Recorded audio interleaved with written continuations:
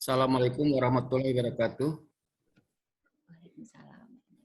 Yang terhormat Ibu Nia Rahmawati yang hadir berkesempatan untuk menjadi narasumber.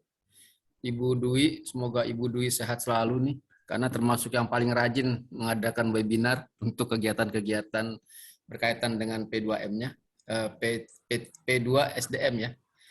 Pak Ilyas, Ketua Kaprodi KPI, teman-teman para dosen yang saya hormati, atas nama Ketua Pusat Penjaminan Mutu Al-Aqidah Al-Hasamiyah, saya mengucapkan selamat menjalankan ibadah puasa. Semoga puasa kita mendapatkan tempat sisi Allah sebagai orang-orang yang bertakwa. Ya. Kemudian juga insya Allah dengan berpuasa di bulan Ramadan ini, Allah juga akan mengampunkan dosa-dosa kita selama ini. Kemudian perlu sedikit saya sampaikan bahwa salah satu dari 3 hal dalam Tridharma Perguruan Tinggi yaitu berkaitan dengan pendidikan dan pengajaran, kemudian penelitian dan pengembangan, serta pengabdian masyarakat.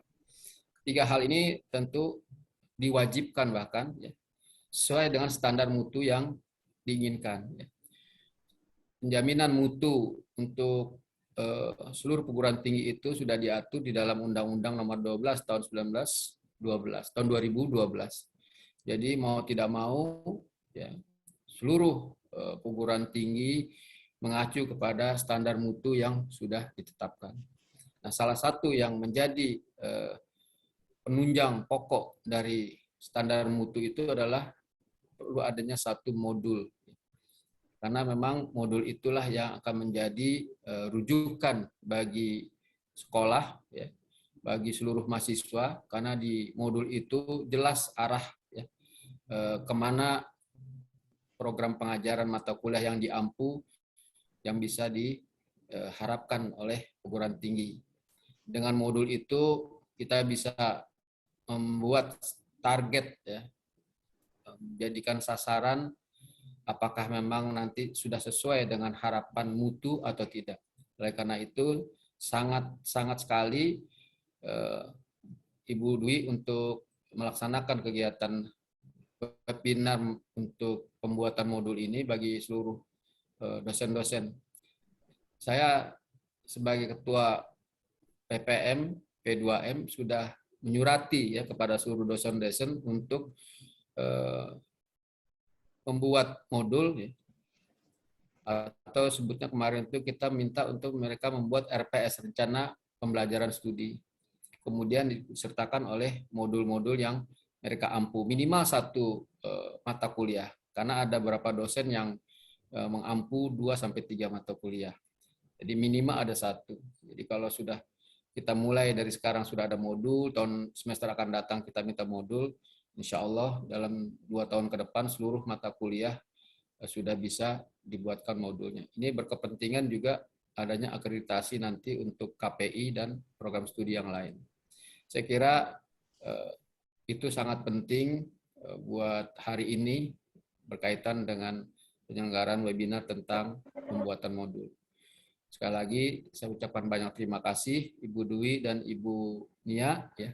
Salam kenal dari saya.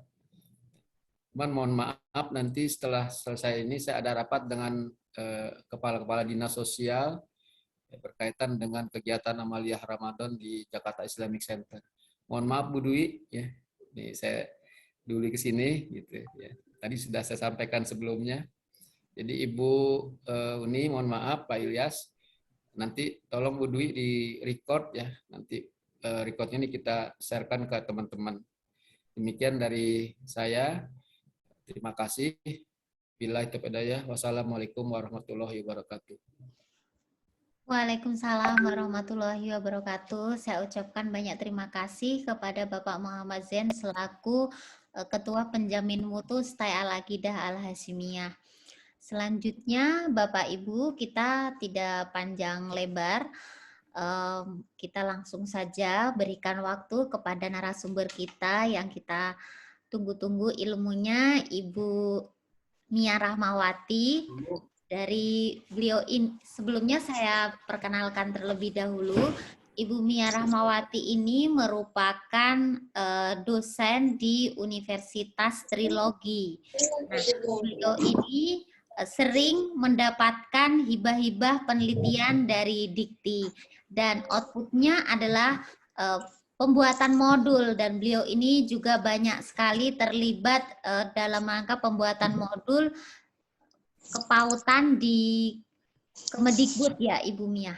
Nah, itu dia sekilas CV daripada Ibu Mia yang akan memberikan wawasan kepada kita hari ini. Mudah-mudahan dengan diberikannya wawasan tentang pembuatan modul oleh Ibu Mia, program kita untuk membuat modul setiap mata kuliah bisa terlaksana semester ini. Minimal 1 modul, itu harapan kita semua. Waktu dan tempat saya persilahkan kepada Ibu Mia untuk memberikan ilmunya kepada kita, karena kita semua ini sudah sangat menunggu. Silahkan Ibu Mia. Masya Allah. Baik, Alhamdulillah. Terima kasih. Selamat pagi semuanya. Assalamualaikum warahmatullahi wabarakatuh. Wah, kayaknya Bu Dwi, saya sepertinya ada hambatan Zoom ini. Bu, boleh saya tuker Zoom dulu, Bu? Ternyata boleh Bu Mia, silakan. Mungkin 1 menit dulu, Bapak Ibu. Ini saya salah linknya. Mohon maaf, Bu. Baik. Saya live dulu sebentar aja, Bu. Iya.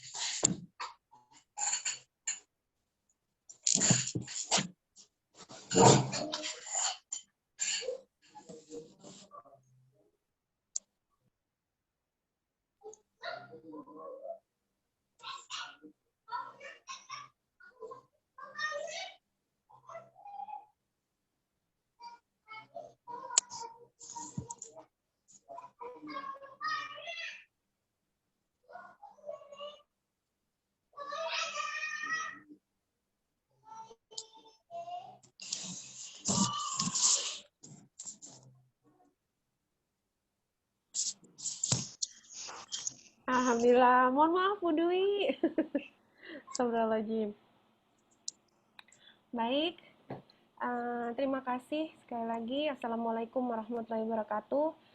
Selamat pagi semuanya, Bapak dan Ibu dosen, khususnya dari STAI Al-Aqidah. Alhamdulillah, saya hari ini diberi rezeki, diberi kesempatan untuk menambah rekan-rekan silaturahmi ini, khususnya dari STAI Al-Aqidah, yang sebelumnya saya juga sudah mengadakan ya Bu Dwi, khususnya untuk program studi PIAU dan PGAU, di mana kita sudah melaksanakan kegiatan gitu untuk pengabdian kepada masyarakat dalam bentuk webinar, khususnya untuk tenaga pendidik di wilayah Jakarta Timur. Kegiatan tersebut telah berjalan dengan lancar, alhamdulillah sukses juga atas bantuan dari STAI Al-Aqidah, khususnya Ibu Dwi.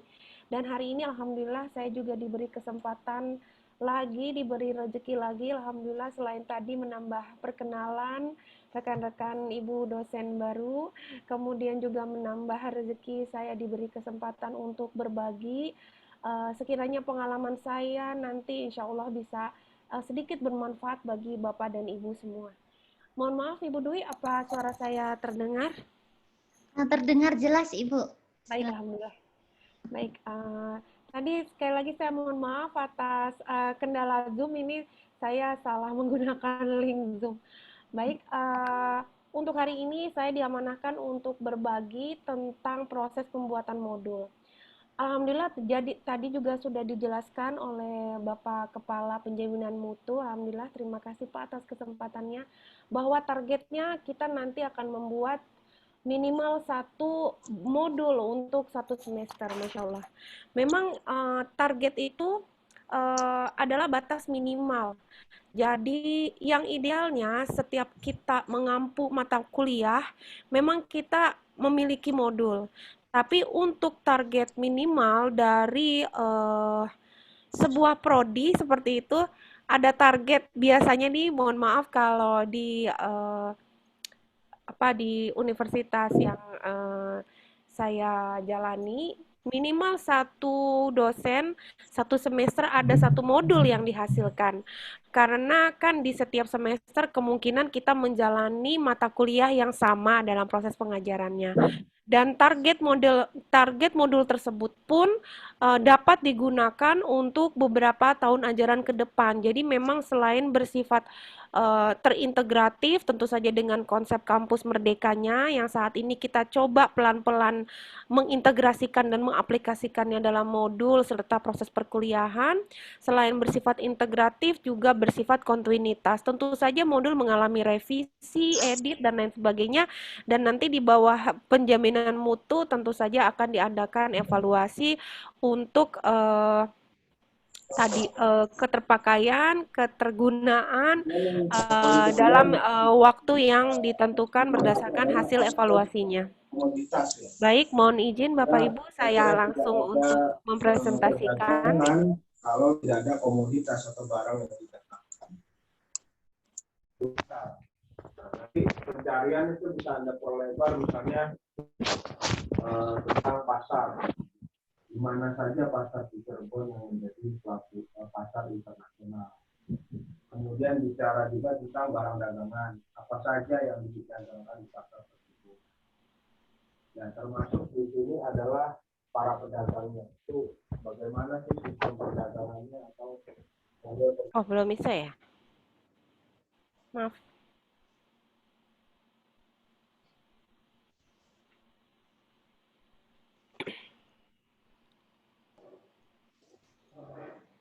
Baik, sekali lagi mohon izin.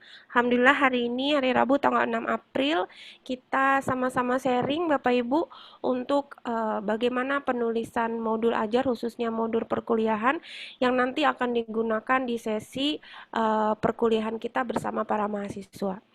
Mohon izin kita kembali merefresh esensi dasar dari sebuah modul. Di sini izin saya garis bawahi bahwa modul pembelajaran atau learning module is a tool that provide course material in logical, sequential order, and guiding student through the content and assessment tentu saja in order specified by the instructor. Di sini kita sebagai instructor atau dosen atau juga ada yang disebut sebagai tutor, demikian di perguruan tinggi. Kita menyediakan modul sebagai alat pembelajaran yang di dalamnya tentu saja terdiri dari sequences atau tahapan-tahapan materi dengan alurnya, di mana dengan tujuan untuk membimbing yang utama student kita atau para mahasiswa agar dapat belajar secara mandiri dengan konten atau materi yang ada serta bentuk assessment atau bentuk penugasan sebagai bahan penguatan dari materi-materi yang sudah dirancang berdasarkan tahapan atau alurnya tersebut secara spesifik. Kemudian izin saya juga merefresh dari pengertian modul itu sendiri yang saya ambil dari salah satu artikel, yaitu modul yang membedakan dengan bahan ajar lainnya adalah modul itu ditulis lebih rinci dibandingkan buku ajar, karena nanti khususnya kita akan mengkaitkan modul-modul tersebut tentu saja dengan RPS yang sudah kita buat. Oleh karena itu, modul bersifat lebih rinci dibandingkan buku ajar. Dan isi modul harus sesuai tentu saja dengan mata kuliah dan ditetapkan sesuai atau dirancang dan ditetapkan sesuai dengan analisis kebutuhan pembelajaran. Oleh karena itu tadi modul dapat diintegrasikan dengan ranah komponen Merdeka Belajar, di mana nanti keterlibatan dalam satu prodi dapat dihubungkan dengan kebutuhan prodi lain dengan skop konsep Merdeka Belajar. Selanjutnya, modul juga merupakan salah satu bentuk dari bahan ajar yang dikemas secara utuh dan sistematis, serta modul itu diharapkan mandiri untuk mahasiswanya melaksanakan proses secara mandiri dalam kegiatan proses perkuliahan, di mana rancangan-rancangan atau penulisan modul dan alurnya itu dapat secara sistematis menghasilkan aktif belajar untuk para mahasiswa, dan diharapkan secara mandiri mahasiswa dapat menyerap materi tersebut dengan baik. Dengan bantuan kita sebagai instruktur, sebagai dosen, ataupun dalam beberapa penugasan dalam modul, mahasiswa melakukan penyelesaian tugas secara mandiri.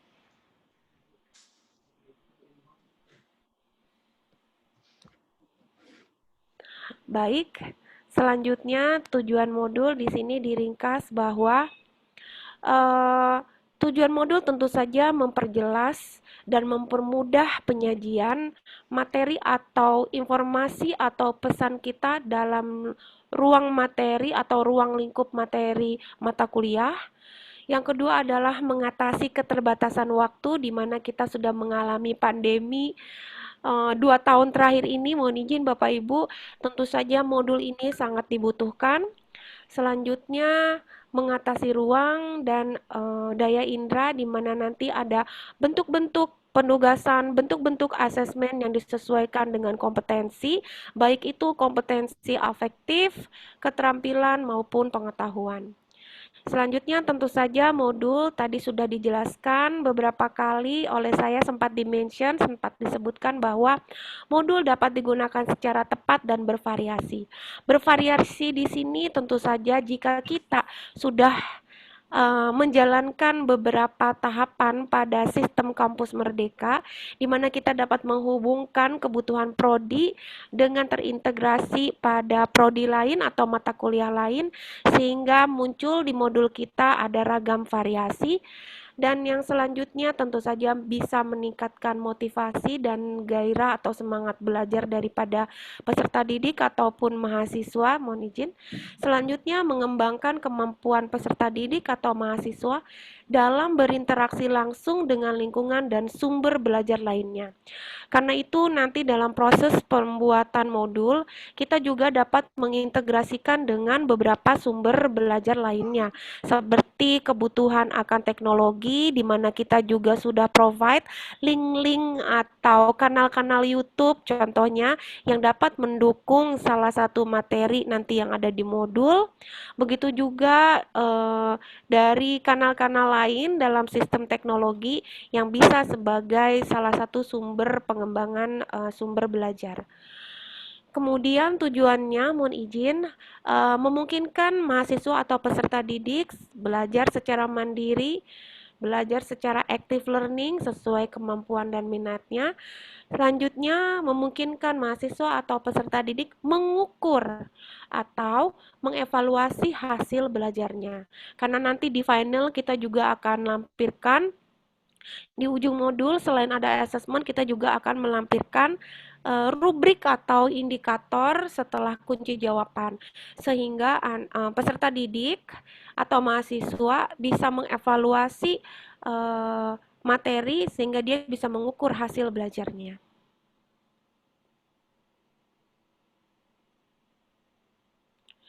Prinsip sebuah modul di mana ada self-instruction, self-contained, stand-alone, adaptive, dan user-friendly. Kalau kita browsing prinsip pembuatan modul ini, banyak, tentu saja mohon izin pasti rekan-rekan dosen Bapak Ibu di sini sudah sangat familiar akan prinsip modul ini. Izin saya merefresh kembali bahwa sebuah modul adalah berupa self-instruction, di mana tadi anak secara mandiri bisa belajar mempelajari dari rangkaian materi. Oleh karena itu nanti materi bersumber dari RPS, dan tentu saja rancangan RPS kita cermati sebagai alur dari belajar belajar yang sederhana menuju ke konsep materi yang lebih kompleks. Sehingga dalam self-instruction, anak bisa memahami modul dengan baik secara mandiri. Begitu juga dalam self-instruction, diartikan bahwa modul ini dapat secara utuh menghadirkan materi-materi tanpa membatasi sumber belajar lainnya. Namun tampilannya harus secara utuh. Secara utuh seperti apa nanti kita akan bahas, tentu saja dari bagian awal, gambaran umum, pendahuluan, sampai tadi nanti assessment atau latihan harus utuh ditampilkan dalam sebuah modul perkuliahan atau modul ajar. Self-content, konten-konten yang ada atau materi-materi yang ada itu dihubungkan secara berkesinambungan pada materi lainnya. Tentu saja tadi balik lagi ke RPS. Dan self-content di sini juga menggambarkan bahwa keterkaitan antara materi-materi yang lain jika salah satu materi itu sudah selesai secara utuh, dapat dilanjuti atau dapat ditindaklanjuti dengan materi lain tanpa ada halangan atau tanpa ada batasan. Dan stand alone juga dikaitkan jika salah satu materi tersebut dikembangkan menjadi butiran-butiran subjudul atau butiran-butiran nanti pengembangan tugas, itu dimungkinkan sehingga bersifat stand alone. Dan adaptif tentu saja dalam rancangan modul yang nanti kita akan rancang, tentu saja beradaptasi dengan unsur dari visi misi perguruan tinggi kita masing-masing, dari culture-nya, dari budayanya, dari kebutuhan mahasiswa, perkembangan teknologi, dan tentu saja keterbaruan dengan unsur kurikulum nasional. Dan yang terakhir, user friendly, tentu saja pengguna yaitu kita sebagai dosen, juga kepada para mahasiswa diharapkan modul nanti yang dihasilkan dapat memiliki unsur keterbacaan yang mudah untuk dipahami, untuk diaplikasikan, dan selanjutnya untuk dikembangkan. Prinsip pengembangan modul secara, mohon maaf jika disimpulkan, menetapkan strategi pembelajaran dan media yang sesuai. Tentu saja kita menghubungkan dengan karakteristik dari jenjang atau tingkat kelompok mahasiswa yang dimana di dalamnya pasti ada unsur perbedaan kompetensi dan konteks atau materinya. Selanjutnya, dalam prinsip pengembangan modul atau langkah pengembangan modul, mewujudkan fisik modul yang insya Allah nanti luaran dari sesi hari ini kita akan mewujudkan bentuk fisik modul tersebut, di mana di dalamnya terdapat komponen isi modul, tadi penyesuaian TP atau CPL-nya, terus ada lagi persyaratan pembelajaran atau user nanti ketika menggunakan persyaratannya itu apa saja.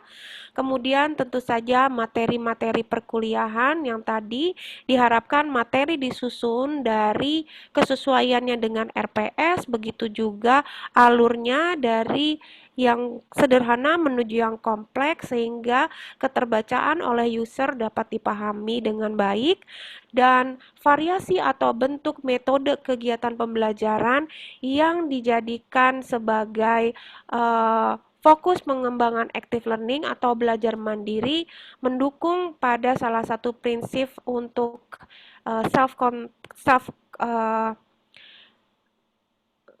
self-content tadi atau kebutuhan dari masing-masing antar materi sehingga dimungkinkan adanya variasi metode pembelajaran atau metode perkuliahan serta komponen-komponen pendukungnya, yaitu bisa bentuk ilustrasi, bentuk ragam variasi selain tadi variasi metode, variasi penugasan, juga ada nanti pendukung tadi ilustrasi dan yang lainnya.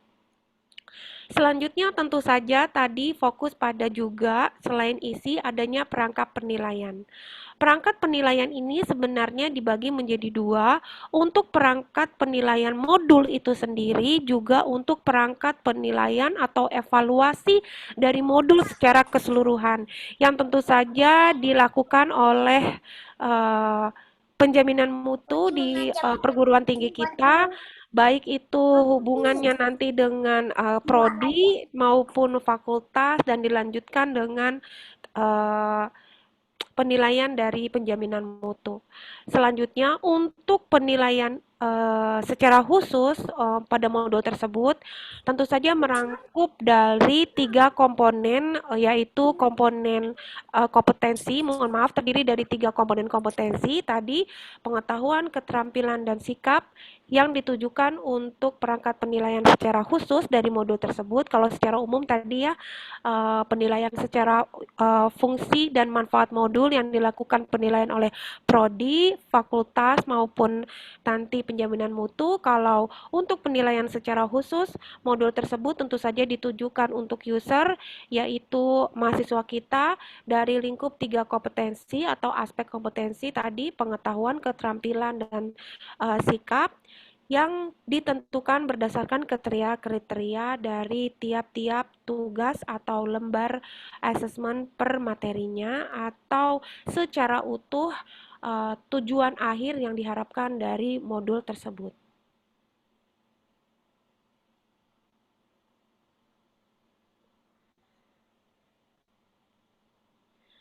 Baik, selanjutnya sebelum kita pada sesi untuk isi dari modul, mohon izin kita refresh kembali tentang mutu modul itu sendiri, di mana di dalamnya ada format kolom, dan mutu modul ini bisa ditentukan berdasarkan spesifikasi atau kebutuhan dari masing-masing perguruan tinggi atau institusi.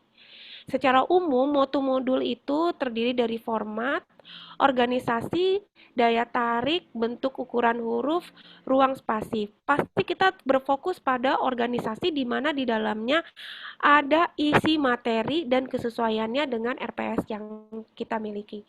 Tapi tidak memungkiri juga bahwa format kolom, daya tarik, bentuk dan ukuran huruf, ruang spasi, jumlah halaman, dan lain sebagainya juga menjadi bagian dari mutu sebuah modul.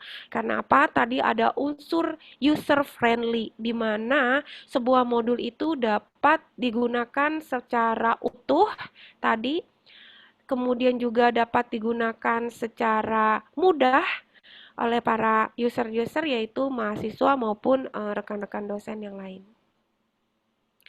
Format kolom ini sebagai tradisi, Bapak Ibu mohon izin, format kolom di mana bentuk atau visual dari modul biasanya kita buat menjadi format-format kolom, ada kolom tunggal maupun kolom multi. Tentu saja dengan jarak dan ukuran yang disesuaikan dengan kertas, ukuran kertas, dan harus proporsional. Nah, ini ada beberapa pertanyaan sebelum-sebelumnya ketika ada sesi sharing, saya bersama rekan-rekan penulis modul, sesuai apa, maksudnya ada standar nggak untuk ukuran kertas? Kalau bahan ajar, misalnya kita hibah dan lain sebagainya, pasti ada Bapak Ibu, mohon izin. Tapi kalau untuk kebutuhan kita, itu disesuaikan dari kebutuhan masing-masing institusi. Tapi kalau untuk nanti kebutuhan hibah, pastinya ada ukuran khusus. Seperti itu, Bu. Dan organisasi lanjut, itu pasti ada gambaran umum atau identifikasi umum. Lanjut lagi ada organisasi isi materi, antar bab atau judul, sub-sub judul di dalam materi tersebut, serta organisasi naskah, alur yang tadi saya jelaskan. Selanjutnya dengan dukungan komponen gambar atau ilustrasi yang tentu saja harus sesuai informasi dan harus dapat dipahami, sekali lagi user friendly, walaupun menggunakan gambar atau ilustrasi pendukung. Selanjutnya, bentuk dan ukuran huruf Sekali lagi Bapak Ibu, ini disesuaikan dengan kebutuhan masing-masing institusi. Yang menjadi pokok utama syaratnya adalah huruf mudah dibaca dan perbandingan huruf proporsional. Mohon izin untuk berbagi nih Bapak Ibu sedikit sharing. Kalau di kami tentukan itu berdasarkan prodi. Jadi seluruh prodi dari covernya sama dengan unsur warna. Tentu saja per fakultas yang berbeda-beda. Mohon izin ya Bapak Ibu, biasanya kan per fakultas ada warna berbeda, ada ciri khas warna berbeda. Itu juga bisa dimasukkan sebagai salah satu inspirasi nanti di pengembangan modul Bapak Ibu. Begitu juga dari bentuk huruf. Nah, untuk ruang spasi itu juga menjadi konten dari sebuah mutu modul, di mana biasanya ruang spasi itu dijadikan pembatas antara bab ke bab yang lain. Selanjutnya juga ruang spasi ditujukan untuk catatan untuk pengguna atau mahasiswa setelah satu materi selesai, tentu saja diakhiri dengan assessment.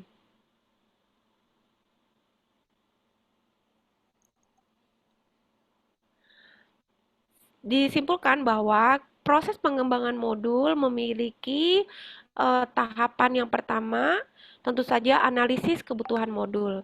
Nah, alhamdulillah hari ini pastinya kegiatan hari ini sudah melalui tahapan dari analisis kebutuhan modul, di mana kita di sini melakukan sesi sharing pada hari ini tentu saja diawali dari adanya analisis kebutuhan modul.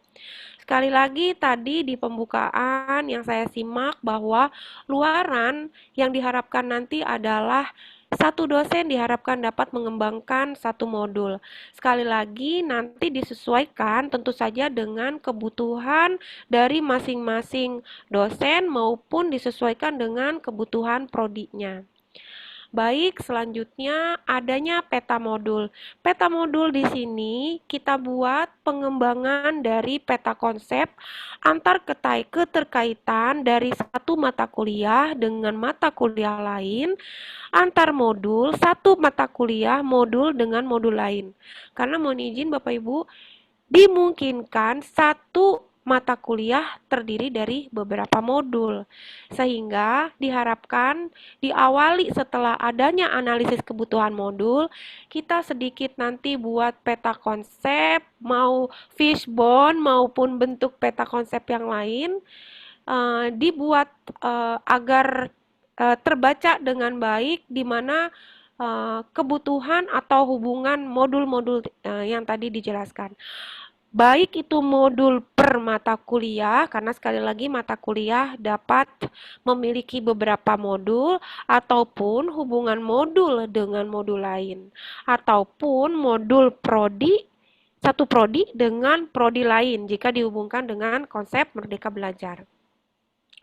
Selanjutnya, langkah-langkah penyusunan modul yang lain adalah adanya desain modul. Desain modul diawali tadi dari ukuran mutu modul yang sebelumnya sudah dijelaskan. Setelah desain modul, adanya implementasi, dilanjutkan penilaian. Nah, kalau secara umum langkah-langkah penyusunan modul ini tentu saja penilaian dilakukan oleh prodi, oleh pihak fakultas maupun oleh nantinya penjaminan mutu yang dapat mengevaluasi akan adanya revisi kemungkinan atau adanya perubahan edisi dan lain sebagainya dari modul tersebut. Selanjutnya, validasi. Validasi dilakukan oleh pihak-pihak terkait. Mohon izin, biasanya dengan penandatanganan lembar pengesahan dari Kaprodi maupun dekan dan dengan format dari jaminan mutu yang sudah dilegalkan.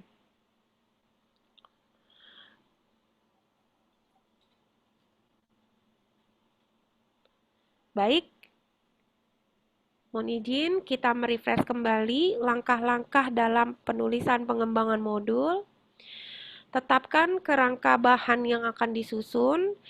Mohon izin, sekiranya teman-teman di sini bisa langsung membuat konsep, Mungkin kita dimulai dari kebutuhan per mata kuliah terlebih dahulu.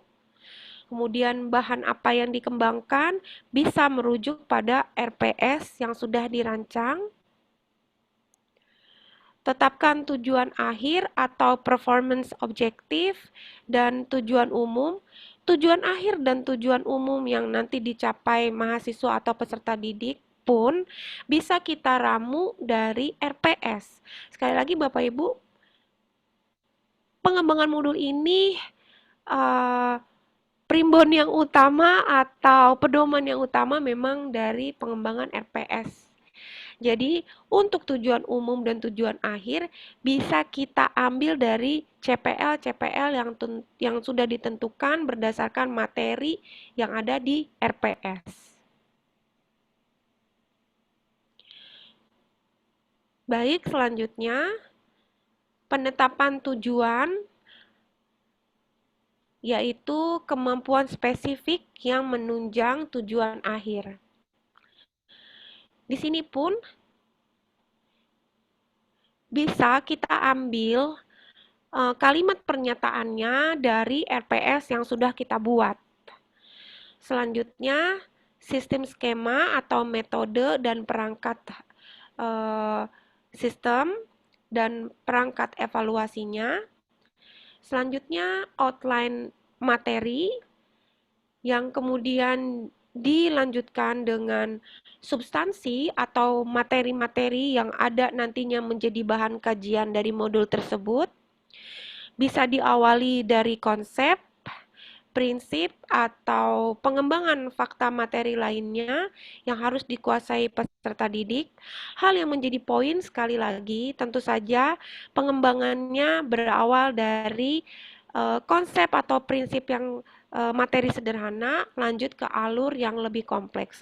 Karena sekali lagi diharapkan user atau mahasiswa dapat bekerja secara mandiri.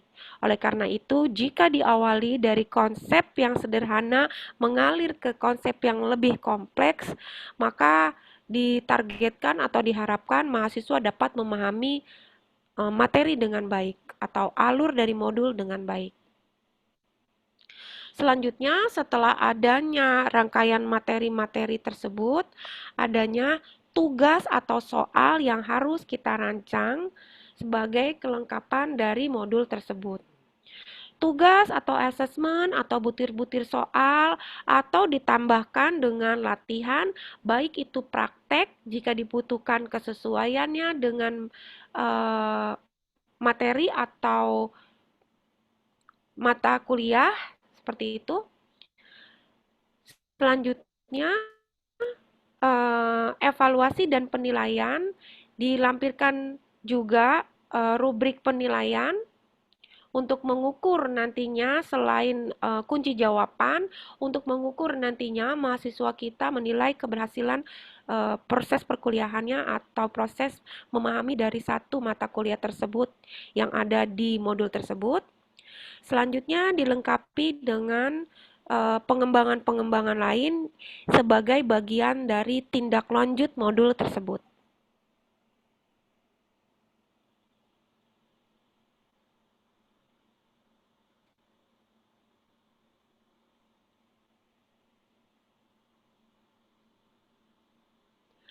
Mohon maaf Bapak Ibu, ini hanya sebagai contoh saja untuk perincian halaman modul.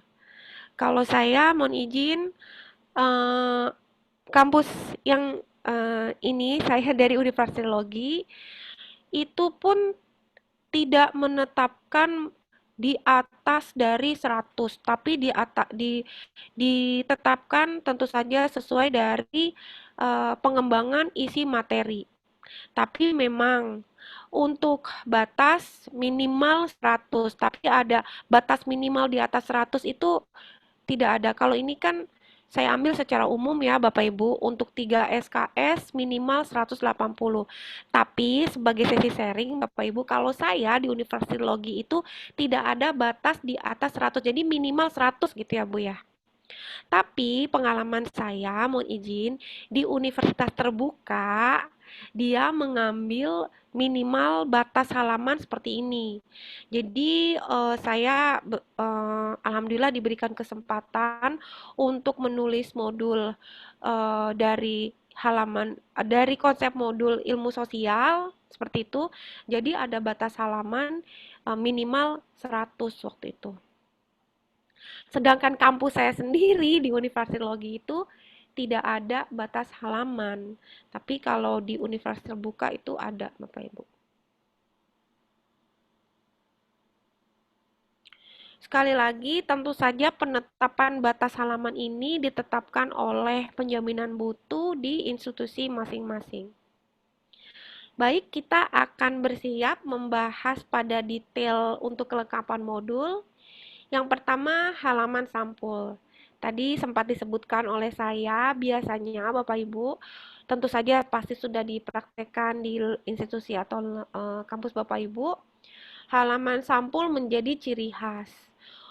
Kalau menyikapi efektivitas atau efisiensi, adanya keseragaman antar prodi itu dipersilakan untuk halaman sampul.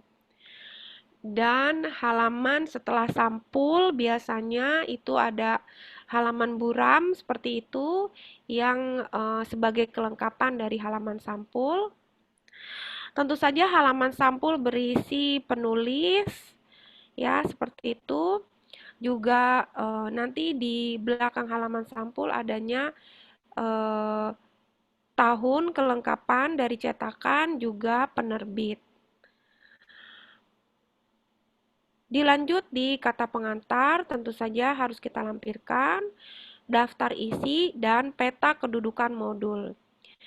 Peta kedudukan modul ini kita lampirkan sebagai bahan keterbacaan keterkaitan antara modul dengan modul yang lain, satu prodi, ataupun modul dengan modul yang lain, satu mata kuliah. Ataupun peta konsep dari modul tersebut yang menggambarkan materi-materi yang ada di modul tersebut. Baik, selanjutnya dilengkapi tentu saja glosarium untuk istilah-istilah pada kajian atau materi-materi yang dilampirkan pada modul. Misalnya glosarium dengan unsur mata kuliah yang diangkat dalam modul tersebut. Masuk ke bagian pendahuluan. Ada deskripsi. Nah, sebagai sharing, deskripsi ini antar modul pun tidak ada batasan ya Bapak Ibu, batasan halaman. Ada modul yang dibuat deskripsi secara singkat berisi 1 halaman saja, ada yang sampai 2 halaman.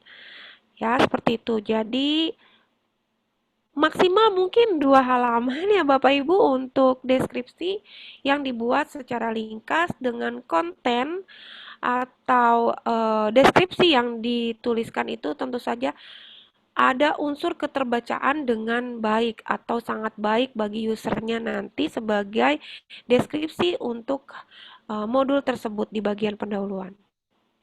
Kemudian ada prasyarat. Prasyarat di sini juga tentu saja ditentukan dari masing-masing RPS, di mana pasti kolom RPS ada prasyarat ya. Oleh karena itu, prasyarat yang ada di modul bisa dihubungkan dengan prasyarat yang ada di RPS.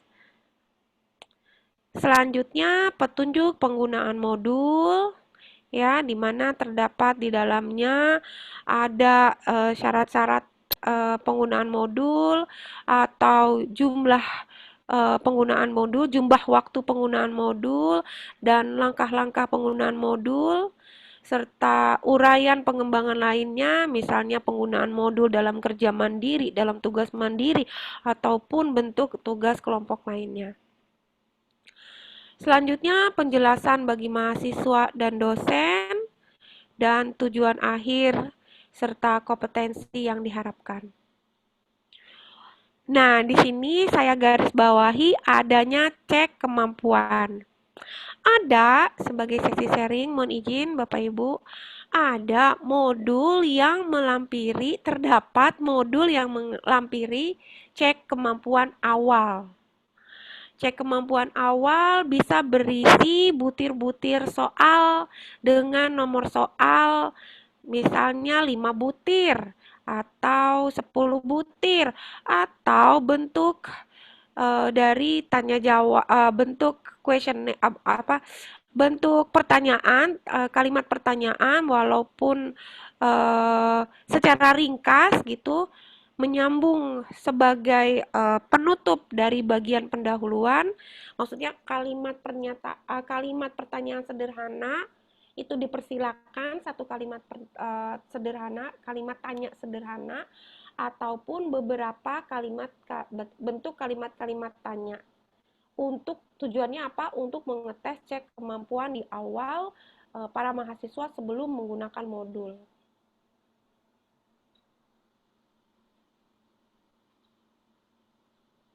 Jadi sekiranya ada pertanyaan, berarti satu modul itu ada yang tidak menggunakan cek kemampuan? Ada Bapak Ibu, seperti itu.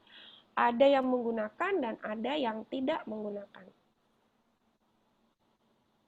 Baik, secara rinci di bagian pendahuluan untuk standar kompetensi yang akan dipelajari di modul tersebut, pastinya ada kompetensi afektif, sikap, keterampilan, dan pengetahuan.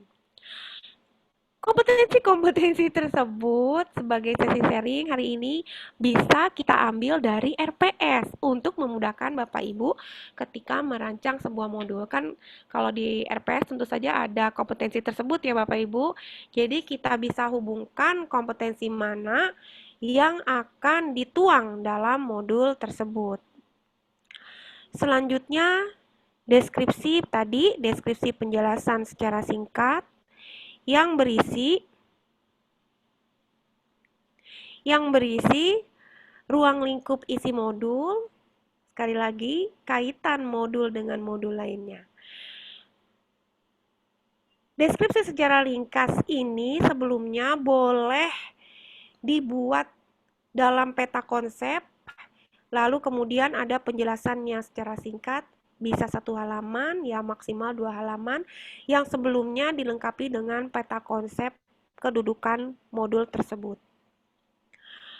Selanjutnya, penjelasan tentang waktu atau jumlah waktu yang dibutuhkan sebagai target untuk penggunaan modul, materi per materi, begitu juga seluruh modul target waktunya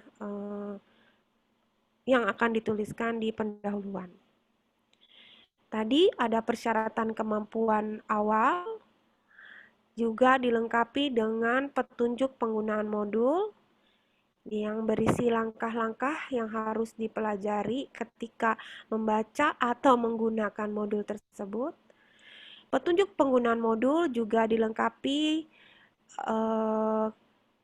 penulisan kelengkapan link misalnya yang mendukung sarana prasarana dari modul tersebut atau kebutuhan fasilitas lainnya. Misalnya dalam latihan praktek di akhir asesmen ada kebutuhan untuk latihan praktek. Nah, jika menggunakan laboratorium, jika menggunakan alat belajar lainnya, itu bisa dimasukkan di awal ketika pendahuluan khusus di bagian petunjuk penggunaan modul. Selanjutnya ada tujuan akhir, tadi sempat dijelaskan. Tujuan akhir atau performance objektif itu dilampirkan di bagian pendahuluan. Sebagai strategi, tujuan akhir dan tujuan umum itu, sekali lagi Bapak Ibu, sebagai strategi dari saya, begitu, bisa diambil dari RPS. Kalau di RPS kan ada tujuan umum ya Bu, dan tujuan keterampilan akhir, itu bisa dihubungkan dengan modul yang akan kita kembangkan atau kita tulis.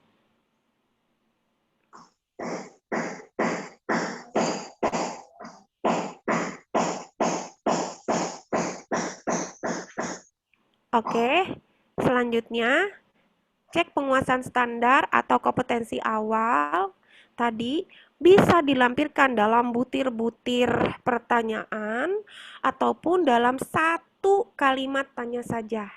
Itu bisa dilampirkan. Sekali lagi, untuk cek penguasaan dalam sebuah modul bisa dilampirkan atau bisa ditulis atau juga bisa tidak ditulis. Nah, ini membutuhkan kesepakatan dari rekan-rekan penulis modul Bapak Ibu semuanya.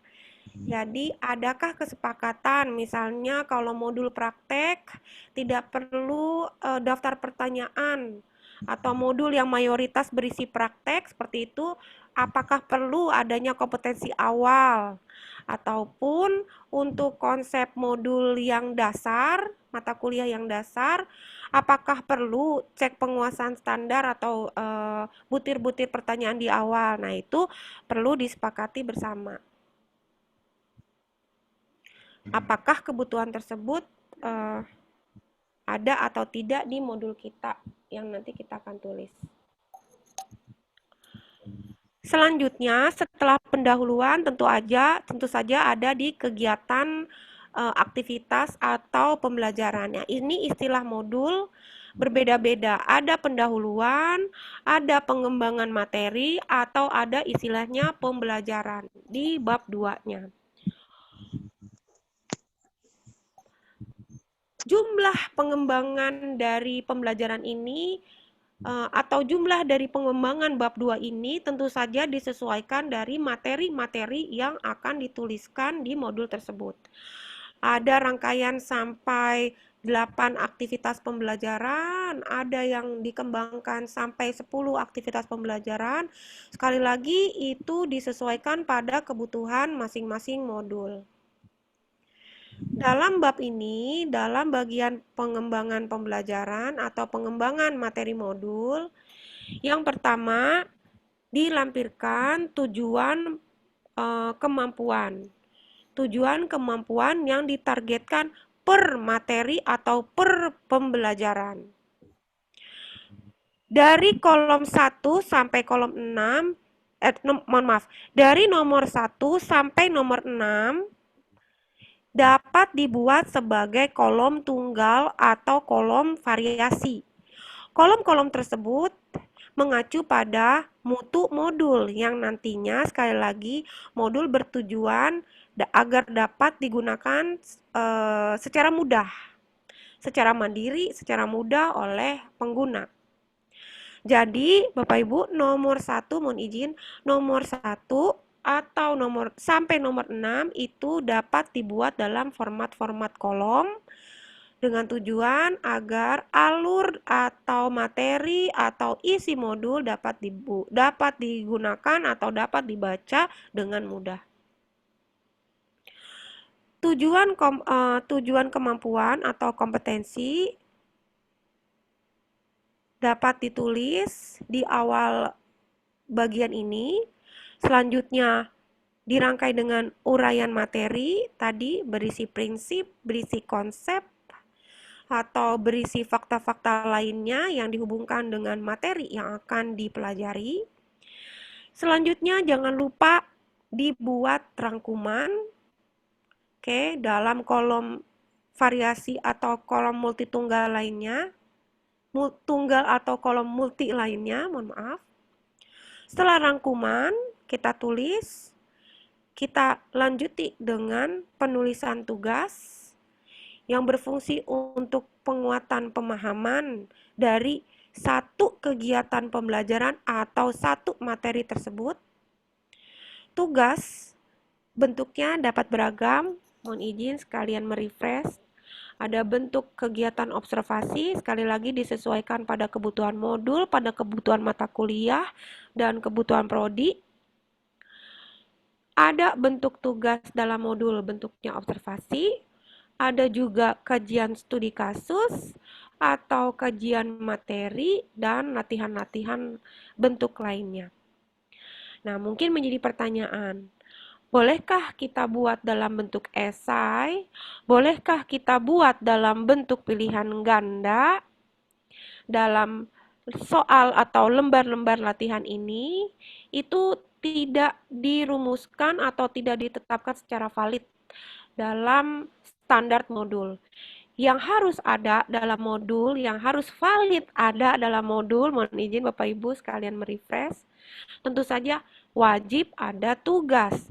Tapi bentuk dari latihannya, pilihan ganda atau esai, itu diperkenankan sesuai kebutuhan modul masing-masing sesuai dengan variasi penulis masing-masing. Selanjutnya, dilengkapi adanya tes tadi. Tes berisi tes tertulis. Aduh, maaf ini ada typo.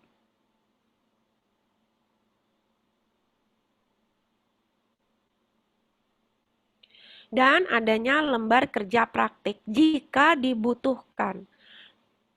Lembar kerja praktek jika dibutuhkan sekali lagi untuk modul yang sedang ditulis. Jika tidak ada lembar kerja praktek itu juga diperkenankan. Karena patut dikritisi, lembar kerja praktek akan jadi mirip kalau penulis tidak mengkritisi dengan baik, akan jadi mirip antara lembar kerja praktek dengan tugas. Oleh karena itu, spesifikasi lembar kerja praktek memang sekali lagi tergantung pada mata kuliah yang dikembangkan di modul ini. Sehingga lembar kerja praktek bisa bentuknya berbeda dengan lembar tugas. Dapat dipahami Bapak Ibu? Lembar kerja praktek harus dapat berbeda dari lembar tugas. Di mana kita dibutuhkan lembar kerja praktek? Kita lihat lagi RPS, kita lihat lagi kebutuhan mata kuliah. Jika mata kuliah membutuhkan lembar kerja praktek, maka tentu saja penulis modul harus melampirkan lembar kerja praktek dalam modulnya. Jika memang mata kuliah tersebut tidak membutuhkan secara spesifikasi pada praktek, itu bisa kita lampirkan dalam bentuk tugas di format latihan.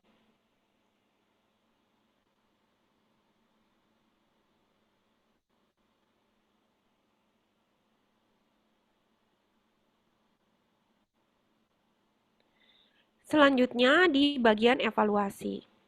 Evaluasi di sini berupa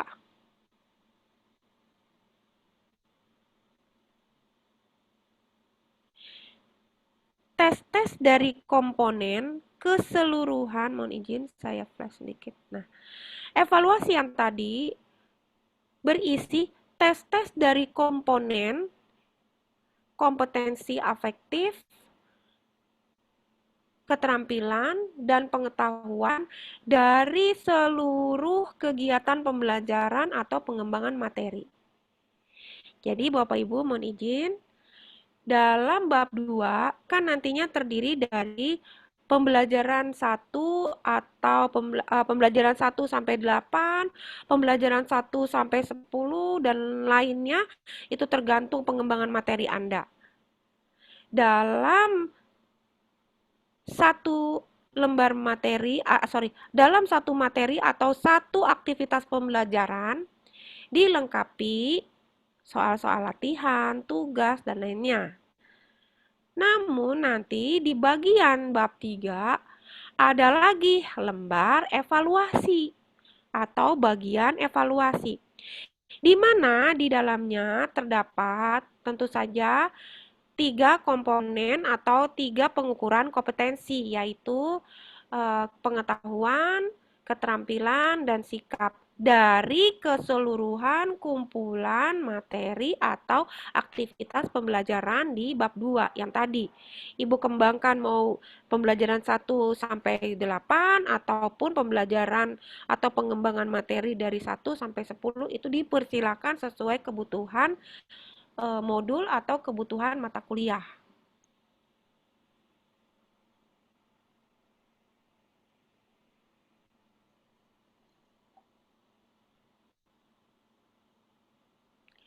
butir-butir dalam soal pada bagian evaluasi ini, fokus utamanya adalah kita dalam penulisan soal mengukur ketercapaian atau keberhasilan dari mahasiswa untuk seluruh materi atau seluruh kegiatan pengembangan pembelajaran yang ada di bab 2.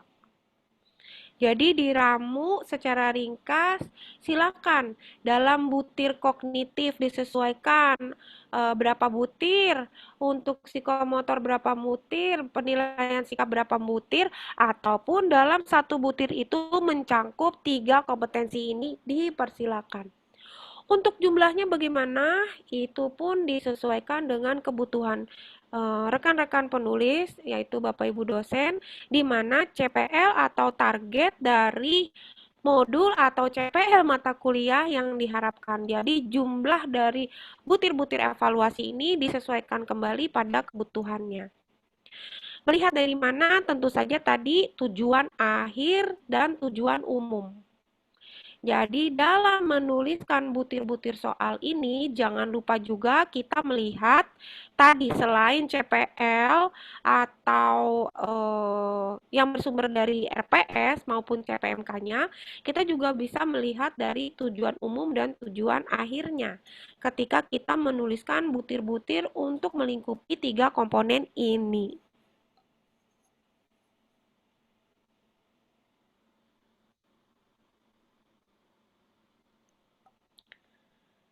Setelah 3 bab tersebut kita rangkai, masuk pada kunci jawaban yang harus kita siapkan.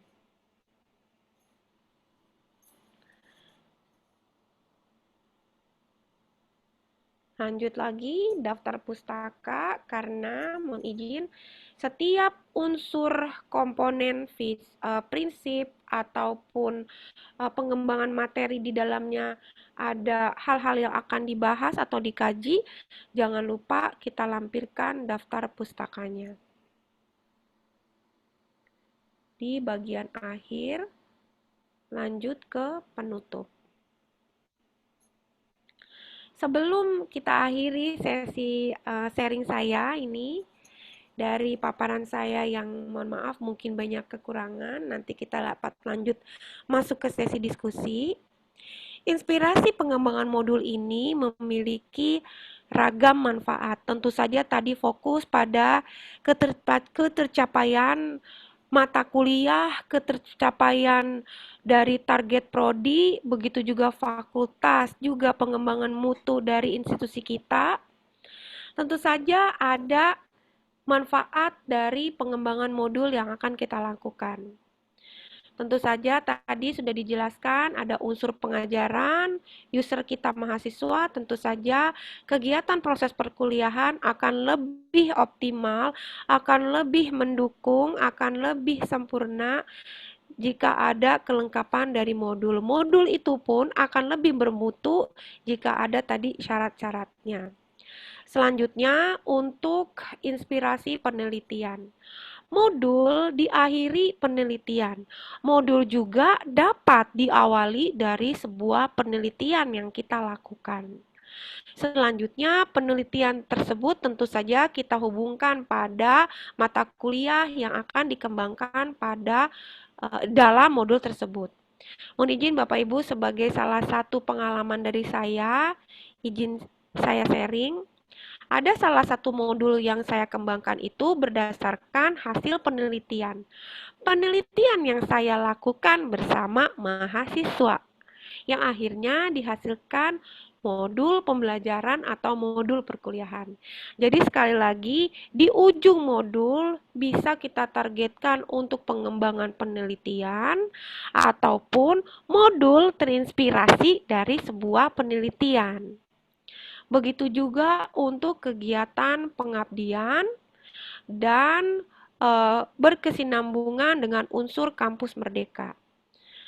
Apabila kita hubungkan dengan kegiatan pengabdian, modul perkuliahan dapat kita buat lagi menjadi detail kepada modul-modul pelatihan. Modul pelatihan bersama mitra, modul pelatihan bersama mungkin masyarakat seperti itu. Jadi modul perkuliahan bisa selanjutnya dikembangkan menjadi detail modul pelatihan untuk kegiatan pengabdian.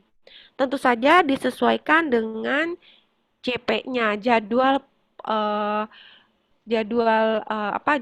pelaksanaannya, total JP-nya, jadwal penggunaannya disesuaikan dengan kegiatan pengabdian yang ditargetkan. Jadi modul tersebut bisa dihubungkan dengan penelitian baik di awal maupun di akhir penelitian. Begitu juga modul perkuliahan kita bisa dikembangkan selanjutnya untuk kegiatan pengabdian kepada masyarakat. Baik. Untuk unsur kampus merdeka, di mana harus secara tersurat dan tersirat unsur adanya kampus merdeka atau terintegrasi dengan kebutuhan linearitas dan lainnya dalam unsur kampus merdeka, itu harus dituang dalam bagian pendahuluan atau peta konsep yang sudah tadi dipaparkan. Sehingga untuk kebutuhan dokumentasi kita bisa terbaca dengan jelas pengembangan atau aplikasi dari kampus merdeka yang kita lakukan di institusi kita. Selanjutnya, untuk poin-poin yang lain, penambahan koleksi perpustakaan, penambahan poin akreditasi, penambahan poin dari beban kerja, modul walaupun tujuannya secara lingkup khusus hanya digunakan untuk target mahasiswa kita di institusi kita, tidak dipungkiri juga sebuah modul bisa dibuat ISBN-nya. Bapak Ibu jangan lupa, karena ISBN dalam penulisan modul bisa menambah poin dari penambahan poin BKD kita atau beban kerja dosen. Selanjutnya, modul juga dapat dibuat dalam kelengkapan haki. Nah, hal itu juga bisa menjadi poin di beban kerja dosen. Untuk menambah kelengkapan unsur BKD, jangan lupa Bapak Ibu, adanya surat tugas pembuatan modul yang dikeluarkan baik itu dari prodi ataupun dari fakultas, yaitu dekan. Saya menyesuaikan dengan alur di institusi Bapak Ibu ya. Kalau saya untuk surat tugas pembuatan modul asalnya dari Kaprodi saja. Baik, selanjutnya tadi tentu saja semua inspirasi pengembangan modul ini dapat diharapkan untuk pengembangan institusi kita yang nanti bisa masuk tentu saja ke penambahan poin akreditasi. Baik, demikian Bapak Ibu, sedikit saya refresh kembali dari tentu saja pengalaman, kemampuan Bapak Ibu dalam merancang modul yang telah dilakukan di institusi Bapak Ibu. Untuk kurang dan lebihnya, tentu saja sekiranya kurang ya, ini mohon maaf. Jika pun ada kesalahan, sekali lagi saya ajukan mohon maaf. Dan sekian dari saya. Wassalamualaikum warahmatullahi wabarakatuh. Waalaikumsalam warahmatullahi wabarakatuh. Terima kasih banyak pada Bu Mia yang sudah menyajikan materi sangat kaya sekali ya Bapak Ibu. Itu materi dari beliau sangat bagus sekali menyajikannya dari dasar gitu. Bagaimana sih wawasan terkait dengan modul hingga bagaimana implementasinya di kampus kita gitu. Nah, Bapak Ibu, saya persilahkan untuk bertanya kepada Ibu Mia bila ada yang masih kurang jelas atau kurang dipahami dari paparan yang sudah disampaikan Ibu Mia. Ya, saya persilahkan.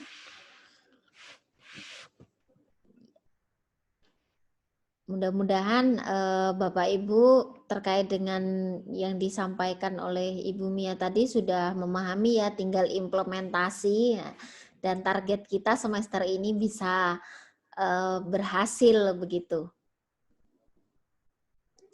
Baik, Nah, Bu Dwi, mungkin saya bisa share screen sambil teman-teman menyimak untuk inspirasi nanti mungkin pertanyaan yang ada. Oke Bu, silahkan.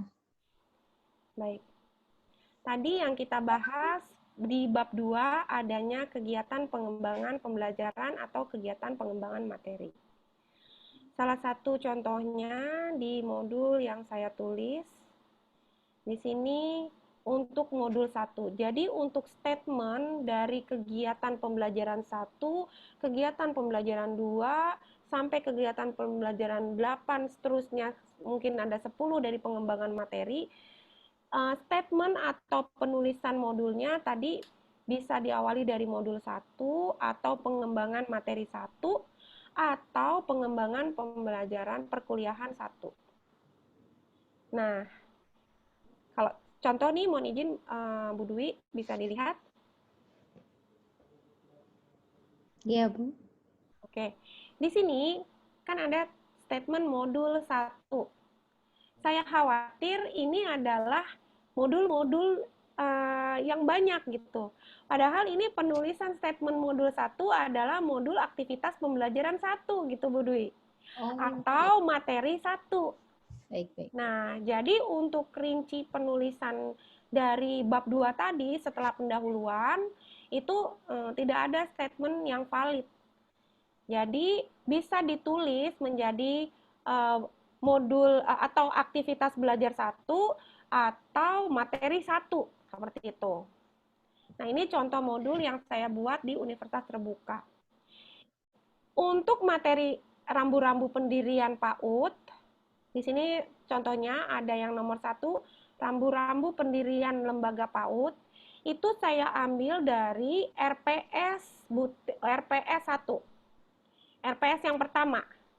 Karena tadi untuk alur tentu saja kita sesuaikan dengan RPS, tapi disikapi lagi. Alur dalam modul, karena nantinya mahasiswa itu belajar secara mandiri, alur dari modul yaitu konsep sederhana ke materi yang lebih kompleks. Jadi kalau ini maksudnya Bu, berarti Ibu punya modul banyak, bukan ya? Ini penulisan yang standarnya dari Universitas Terbuka ada modul 1 gitu. Tapi modul 1 ini adalah bisa, maksudnya modul 1 ini bisa dituliskan dengan kalimat aktivitas belajar 1 atau materi 1 gitu Bu. Oke, dalam per materinya tadi adanya deskripsi. Nah, deskripsi untuk modul UT namanya pendahuluan gitu, Bo. Namanya pendahuluan. Nah, tadi layaknya pendahuluan itu bisa dibuat ringkas. Bisa dalam 1 halaman saja jika dimungkinkan dipersilakan. Atau dalam 2 halaman itu juga dipersilakan. Karena ada syarat, sekali lagi, ada syarat dari institusinya yang ketika saya buat ini, itu ada syarat harus total halaman atau total pages di atas 180, minimal 180. Oleh karena itu di bagian deskripsi itu diperkenankan untuk lebih dari 2 halaman. Tapi sekali lagi, jika memungkinkan Bapak Ibu hanya membuat deskripsi sebanyak 2 halaman saja itu juga dipersilakan. Selanjutnya tadi, Bu gimana kalau syarat hibah? Seperti itu. Kalau syarat hibah tentu saja nanti ada ketentuan-ketentuan hibah. Namun kalau saya yang sudah pernah mengikuti hibah, untuk statement-statement seperti ini atau jumlah halaman per materi itu tidak ditentukan. Tapi hanya penentuan jumlah total halaman, Bu. Jadi kalau ini dari institusi ini yang saya buat, karena dia minimal 180 halaman, jadi diperkenankan untuk penulis per materinya atau per kegiatan pembelajarannya di bab 2 itu tentu saja harus banyak ya, karena totalnya ada di atas 180 halaman. Baik. Baik, selanjutnya baik saya lampirkan kelengkapannya setelah bagian kajian prinsip atau uraian materi.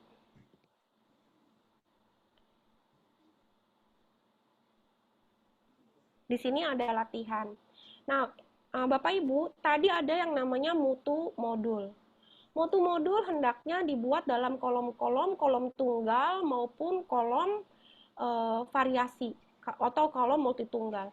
Tujuannya adalah ketika user atau mahasiswa menggunakan itu visualisasi dapat terbaca dengan baik dan dengan mudah. Baik, tadi sudah sampai kepada materi, lanjut ke latihan. Tadi latihan ini untuk mengukur kemampuan pemahaman per materinya. Karena nanti di bab 3 ada kemampuan evaluasi pengukuran untuk seluruh materinya.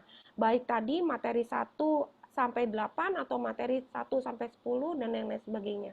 Kalau tadi ini ditulisnya modul 1 ya, Bu. Modul 1, modul 2, modul 3. Tapi bukan berarti ini ada banyak modul, enggak, Bu. Hanya pembahasannya disebutnya modul 1, modul 2, modul 3. Baik, untuk latihan dilengkapi juga petunjuk latihan.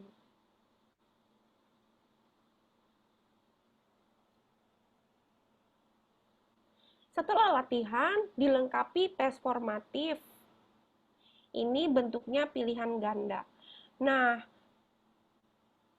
pilihan ganda ataupun bentuk latihan lainnya pun itu disesuaikan dengan kebutuhan materi yang akan dikembangkan.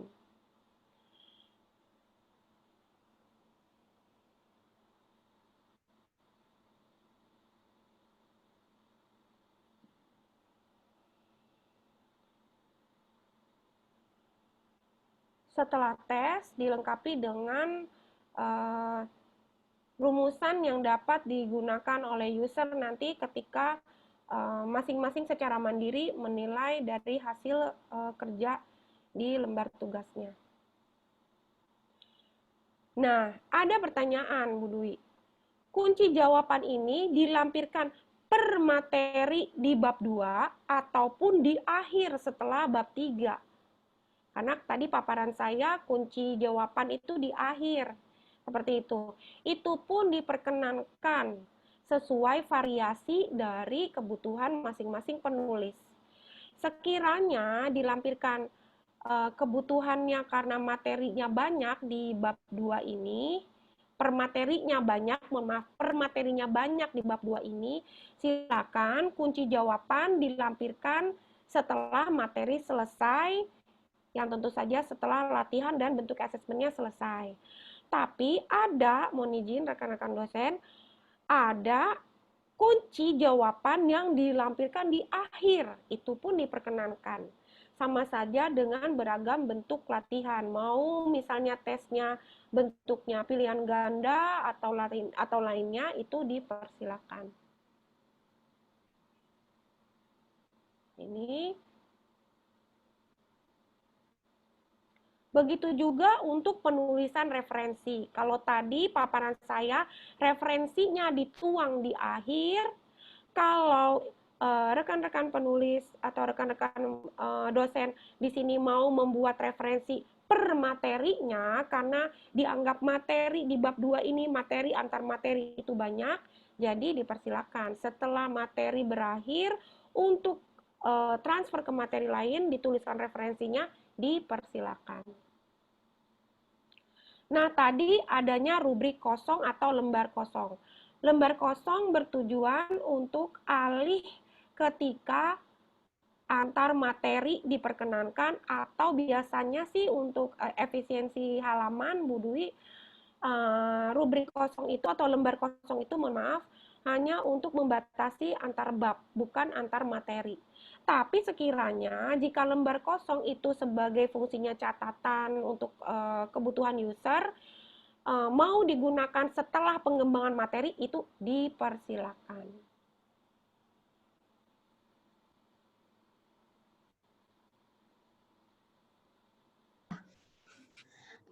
Terima kasih banyak Bu Mia, tadi dikasih praktik langsung ya dari contoh pembuatan modul itu menjadi lebih terang gitu apa yang disampaikan Ibu Mia secara teoritik tadi. Nah, teman-teman mungkin ada yang ditanyakan pada Bu Mia. Tadi di grup dosen sudah ada respon Bu Mia bahwa materi yang disampaikan sangat jelas, kemudian Bapak Ibu dosen juga minta nanti dibagi materinya gitu untuk mengingat ini materi-materi yang sudah disampaikan tadi. Nah, mungkin kita mau bertanya terkait dengan pembuatan modul ini, Bu Mia, berarti ini lembaga penjamin mutu itu harus punya standar ya, standar panduan untuk pembuatan modul terlebih dahulu ya, Bu Mia ya? Betul. Karena dihubungkan nanti dengan benefitnya, Bu Dwi. Oh, baik. Ya, karena dihubungkan dengan benefitnya. Sekiranya nanti Badan Penjaminan Mutu mengeluarkan alur yang dituang dalam lembar alur atau prosedur kerja, seperti itu, di mana di dalamnya ada tahapan atau SOP dalam penulisan modul kita sebagai dosen, yang nanti dihubungkan pada benefitnya. Dan jangan lupa diawali dengan surat tugas, Bu Dwi, surat tugas untuk pembuatan modul, dan adanya lembar pengesahan. Nah, lembar pengesahan itu bisa kita lakukan untuk uji expert sebelum ada lembar pengesahan, kita bisa menunjuk expert dari internal untuk uji keterbacaan modul. Mohon maaf belum saya lampirkan, Bu Dwi. Baik, ketika modul jadi, mohon izin Bu Dwi, ketika modulnya selesai, modulnya rampung, kan nanti kita upload atau kita kirim ke Kaprodi lanjut nanti ke persetujuan dekan dan diakhiri oleh Badan Penjaminan Mutu. Nanti Badan Penjaminan Mutu memiliki alur sistem. Sebelum itu turun ke percetakan internal ya, atau nanti bisa dikembangkan untuk ISBN, kita harus ada uji keterbacaan. Uji keterbacaan, mohon izin, untuk efisiensi bisa dipilih ekspor internal. Begitu Ibu. Baik. Ekspor internal untuk nanti validasi dari uji keterbacaan modul tersebut. Nah, baru turun lembar pengesahan. Baik. Nah, setelah turun lembar pengesahan, tentu saja layout, tata, ilustrasi, dan lain sebagainya, halaman sudah ditetapkan. Jadi kita sudah punya pedoman ya Bapak Ibu. Misalnya, mohon izin Bu Dwi, halaman mau ditaruhnya di tengah, atau di kanan, atau di atas, nomor halaman maksudnya. Nah, tadi kesepakatan istilah di bab 2 itu mau di materi 1, materi 2, ataupun modul 1, modul 2, itu dipersilakan nanti dalam pedomannya. Demikian. Nah, selanjutnya ketika sudah rampung ada lembar pengesahan, nanti sudah juga tadi diawali dari uji keterbacaan dengan validasi expert internal, begitu, baru kita lakukan penyetakan. Nah, percetakan dengan tentu saja yang sudah disepakati, demikian dengan tadi pedoman syarat halaman. Walaupun syarat halaman itu dibagi spesifikasinya untuk masing-masing kebutuhan fakultas, di mana tadi contohnya ada humaniora, ada teknologi. Mohon maaf, biasanya teknologi itu atau fakultas teknik itu lebih banyak memang Bu, karena ada alur visualisasi, ada gambar-gambar ilustrasi yang agak besar di halaman modulnya. Salah satu juga contohnya yang lain variasinya untuk ekonomi. Untuk fakultas ekonomi ada soal-soal yang di-capture Bapak Ibu. Misalnya ada lembar soal menggunakan sistem penghitungan aplikasi akuntansi. Misalnya Misalnya ada tugas menggunakan sistem apa gitu Bu ya, mohon maaf karena saya bukan akuntansi nih Bapak Ibu backgroundnya. Misalnya salah satu prodi akuntansi ingin memberikan penugasan dengan menggunakan aplikasi penghitungan lainnya. Nah itu kan bisa di-insert, bisa di-capture sebenarnya Bu untuk memudahkan penulisan Bapak Ibu. Nah ada lagi nih Bu Dwi, saya kasih trik. Jika Ibu jika rekan-rekan di sini Bapak Ibu dosen kesulitan untuk mengawali pengembangan dari materi RPS, kalau Bapak Ibu sudah punya PPT lengkap dari pertemuan 1 sampai pertemuan 15 gitu ya Bu, karena kan 8 kepotong UTS, itu bisa dikembangkan menjadi modul. Betul, Bu. Saya saya pernah mengembangkan strategi tersebut dan alhamdulillah bisa dikembangkan gitu. Dan tentu saja sudah divalidasi oleh internal validator. Karena kalau kita kesulitan nih, misalnya Bu Dwi, untuk materi 1 harus ada deskripsi minimal 2 lembar atau ternyata harus berlembar-lembar karena kebutuhan materi dari modul gitu ya. Kita sudah punya PPT nih, kita sudah punya PPT lengkap dari PPT pertemuan 1 sampai pertemuan keberapa gitu ya Bu, misalnya 15 atau 16 ya, tergantung penilaian Ibu di mana PPT tersebut yang dinilai lengkap, itu bisa dituang ke modul. Bisa dituang ke modul. Segala format clip artnya, tabelnya, dan lain sebagainya itu bisa langsung Bapak Ibu tuang untuk memudahkan penulisan. Tentu saja dikembangkan menjadi naskah-naskah modul bentuk deskriptif yang mendukung PPT tersebut. Jadi bukan hanya tabel-tabel atau clipboard saja ya Bu Dwi, tapi dari PPT tersebut tentu saja harus dilengkapi dengan naskah deskripsi modul. Yang tujuannya sekali lagi user atau mahasiswa nanti bisa mudah ketika membaca kita. Itu strategi dari saya Bu ketika mengembangkan modul. Jika kita sudah punya sudah punya bahan lengkap di PPT gitu, itu tinggal dikembangkan, bisa jadi lebih mudah Bu. Jika rekan-rekan mengalami kesulitan. Baik, mohon izin Bu Dwi, saya izin melampirkan contoh RPS. Silahkan Bu. Di lembar RPS kita kan ada soal ya Bapak Ibu, mohon izin. Mohon izin kalau beda nih Bapak Ibu RPS-nya. Oke. Ya.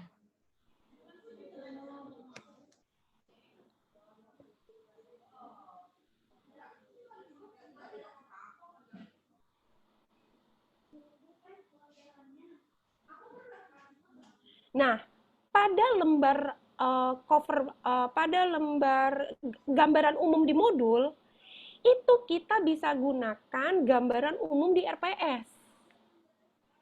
Seperti itu.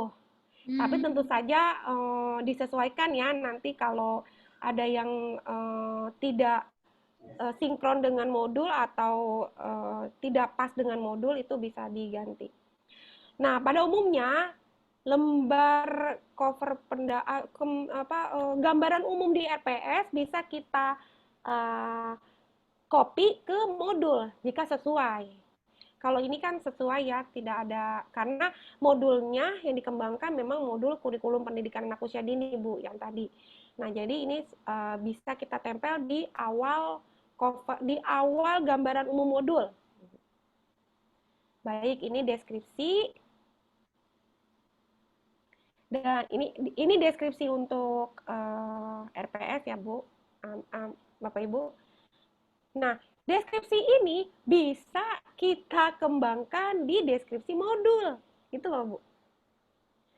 Nah, CPL tadi kan ini ada pasti dikembangkan selanjutnya dengan CPMK. Untuk materi-materi yang ada di masing-masing bab 2 itu, ketika di tujuan khusus bisa kita ambil dari CPMK-nya, Bu. Kalau di lembar evaluasi akhir,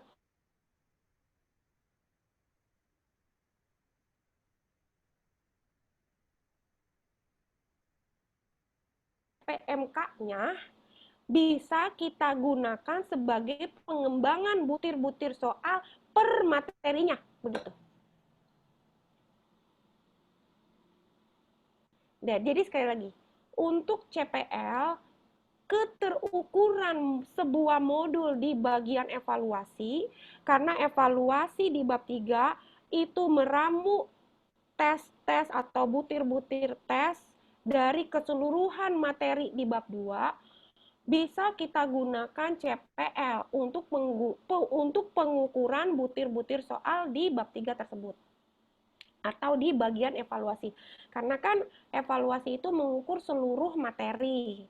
Oleh karena itu tentu saja kita mengukur CPL-nya. Jika modul tersebut turunan dari RPS per mata kuliah. Peta konsep yang kita buat pun di RPS bisa kita tuang di modul kita, Bapak Ibu. Namun ada kekurangan pastinya. Jika dihubungkan, mohon izin, jika dihubungkan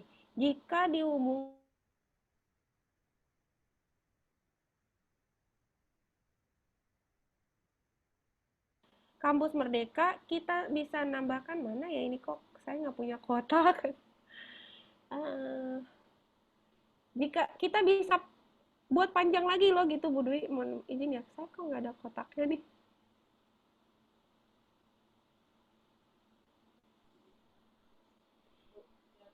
Iya. Jadi kita bisa buat nih di sini nih Bu Dwi. Iya. Panjang alur lagi. Misalnya, kok saya nggak ada kotak ya Bu Dwi? Oh ini ya, kotak. Oh bukan. Shape saya mati ini. Picture. Iya, karena ini kan punya Ibu itu JPEG ya yang di copy itu. Enggak Bu, ini Word. Bukan gambarnya. Iya, misalnya kan saya mau buat lagi nih di sini. Kok mati Oh, juga dia? iya, coba di situ Bu Mia. Nggak bisa Bu. Oh, oke. Oke, jadi gini ya Bu. Bagaimana ya saya buat kotaknya? Nah, jadi misalnya ini kan PAUD nih Bu Dwi. Iya. PAUD. Terus PAUD ada hubungannya kurikulum. Kurikulum ini ada hubungannya dengan manajemen. Dengan prodi manajemen. Nah, dalam peta konsep ini kita harus buat, Bu, alur keterhubungan mana yang dikembangkan dengan prodi manajemen. Seperti itu. Baik, jika melihat hal ini, mungkin misalnya kalau kita nih ada mata kuliah di PAUD itu kan Ibu ini apa namanya marketing PAUD gitu. Berarti itu ada hubungannya dengan mungkin ya di prodi ekonomi, prodi lain. manajemen ya, fakultas ekonomi. Oke. Nah, di sini ditarik Bu, ditarik garisnya, tulis marketing atau manajemen. Nanti buat lagi butir-butir atau bulatan-bulatan yang menghubungkan tadi pemekaran dari kurikulum ke prodi manajemen tersebut. Baik. Jadi dari peta konsep modul Anda terlihat. Nah, itu yang nanti akan ditanya asesor, Bu. Selanjutnya dalam materi harus juga dihubungkan. Kalau ini kan materinya dalam RPS ya. Misalnya ini nanti ditambahkan nomor 7 misalnya. Oh, kok nggak ada. Baik, sebentar. Misalnya nanti dihubungkan dengan manajemen. Di sini ada manajemen lembaga. Soal ini 7 ya, Bu. Oke. Lembaga. Dan yang lainnya. Gitu. Ini 7. ini pun harus terlihat, Bu, dari pengembangan materi. Materi ini kan nanti kita kembangkan. Nah, ini nih, Bu, yang tadi. Ya. Per materi dalam bab 2 nanti, di bab modul. Jadi, bab 2 itu berisi pengembangan atau pemaparan materi.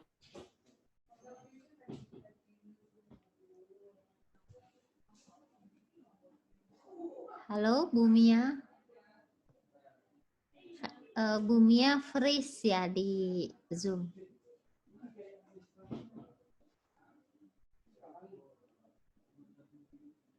Halo, Ibu Mia.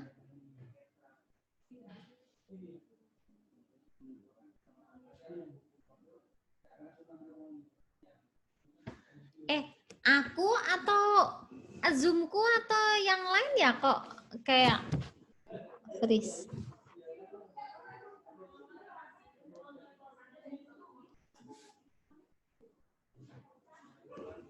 Kayak halo Bu Mia. Halo, mohon maaf, Bu. Kayaknya gangguan ya? Iya, aduh, Masya Allah. Mohon maaf, Bu. Oke, balik ya, Bu.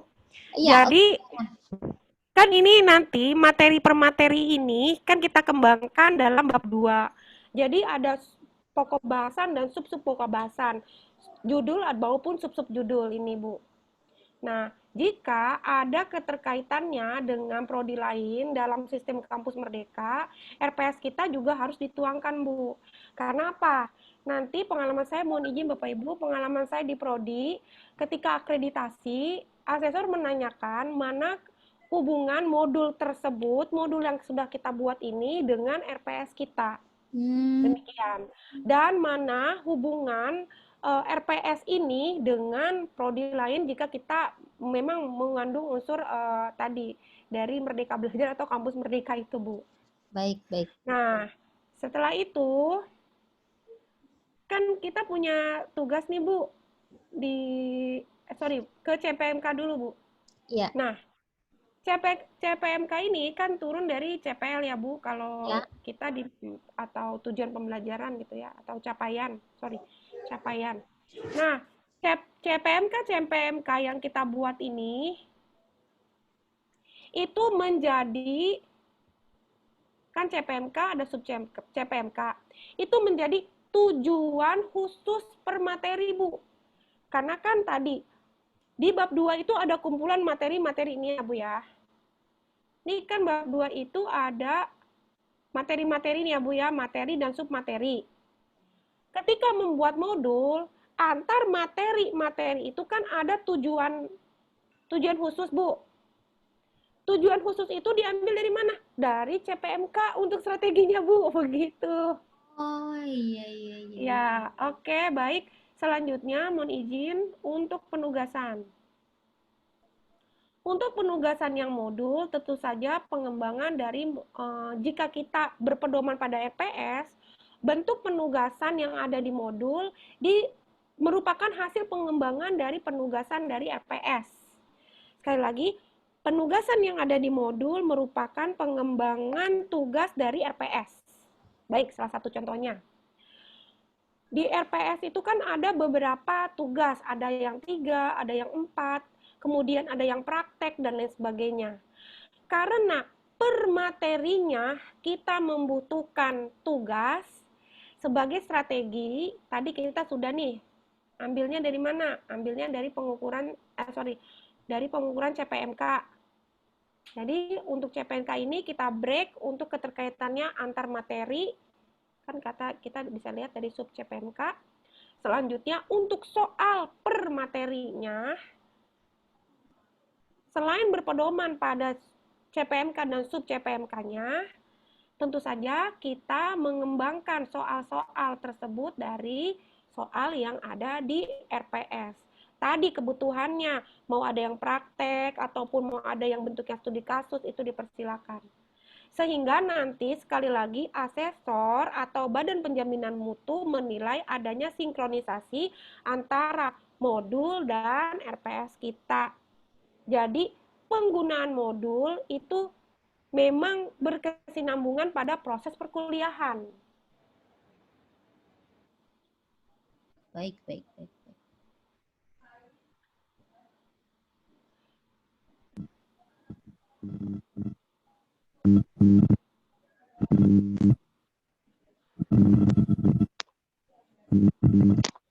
Oke, demikian Ibu Dwi dan rekan-rekan dosen yang lainnya, sekiranya hal ini bisa menjadi strategi dalam pengembangan modul Bapak Ibu. Nah, selanjutnya untuk kelengkapan Bapak Ibu, jangan lupa juga ketika petunjuk tugas, nah, insert, ini Bu Dwi yang saya belum ada Oke. di modul ini, mohon maaf, sebagai tambahan terakhir, selain kriteria, sebelum kriteria penilaian, kita kasih kolom tunggal dulu, Mhm.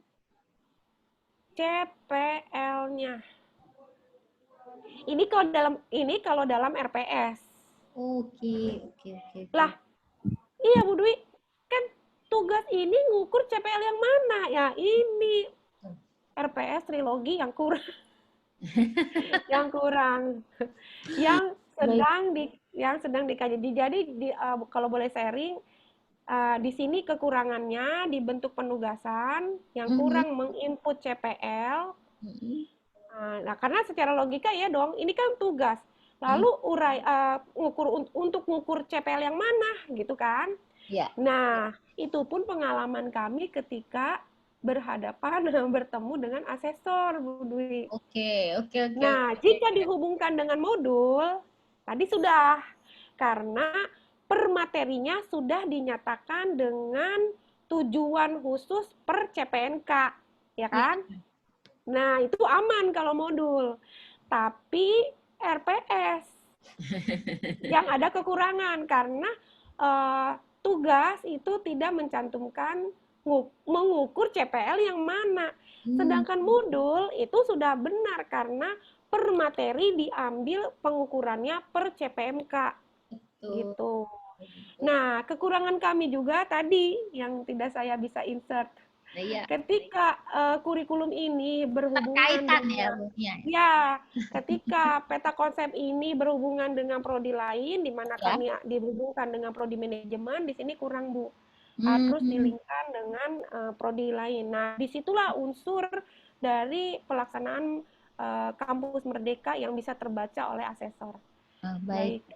Terima kasih banyak. Ini Bu Mia, kita dikasih informasi yang sangat lengkap. Mudah-mudahan nanti kita bisa banyak belajar lebih jauh lah terkait dengan modul ini, karena jujur kampus kita itu belum punya panduan penyusunan modul ya kan, karena ini merupakan program awal dari kemarin hasil raker gitu.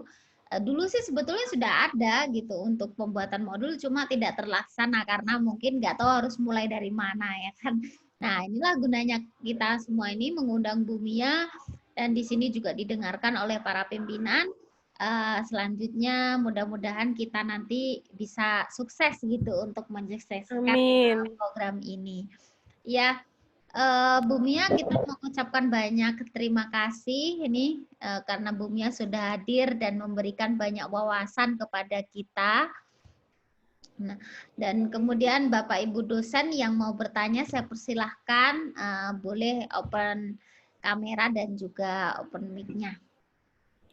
Baik. Terima kasih Bu Dwi. Sekali lagi saya kasih tips untuk pengembangan modul, Bu Dwi. Oke, silakan. Mohon izin Bapak Ibu. Saya semangat sekali ya kalau buat modul, tapi RPS-nya masih ini ya tadi ada yang kurang. Nah tadi nih Bapak, misalnya mohon izin saya share folder saya. Oh, mohon maaf. Mohon maaf. Nah, ini kan tadi ini mata kuliah kurikulum ya Bu Dwi? Iya. Nah, maaf. Nah, ini. Jika Bapak Ibu, rekan-rekan dosen sudah memiliki PPT lengkap seperti ini, kursor saya, PPT 1 sampai PPT 12 gitu ya. Nah, ini bisa dikembangkan menjadi materi dan sub-sub materi dalam pengembangan modul. Nah, Nah, tentu saja selain alur grafik atau alur clip chart seperti itu, kita harus buat menjadi naskah-naskah deskriptif untuk modul, ya kan? Karena tujuannya nanti modul agar bisa mudah terbaca oleh user. Nah, seperti itu Bu, tips trik dari saya untuk bisa rekan-rekan mengembangkan modul nantinya. Jika bingung mau dimulai dari mana, awali dengan RPS. Kemudian jika sudah memiliki kelengkapan dari PPT yang sudah beberapa tahun kita kembangkan, tinggal kita tuang ke bentuk modul. Demikian. Baik, terima kasih banyak Bu Mia. Bagaimana Bapak Ibu, apakah ada pertanyaan untuk materi yang sudah disampaikan Bu Mia? Sepertinya ini hanya merefresh ya Bu. Oh. Insya Allah bisa lebih memotivasi sepertinya. Iya benar sekali Bu. Karena kita itu betul-betul tadi aja ada yang ini ada Kaprodi PGMI mengatakan bahwa lembaga ini bikin kita pinter nih gitu katanya. Karena ini wawasan baru buat kita ya Bu ya. Mudah-mudahan nanti bisa lebih baik lagi begitu. Nah, mungkin sekali lagi, Bu Dwi, boleh saya share screen lagi? Boleh, semangat nih aku lagi. Baik, tadi yang dimaksud dengan lembar pengesahan, baik setelah cover, gitu ya Bu? Iya. Setelah cover, baik. Nanti mungkin bisa di-share boleh Bu, modulnya ya Bu Mia ya, sama materi tadi. Boleh.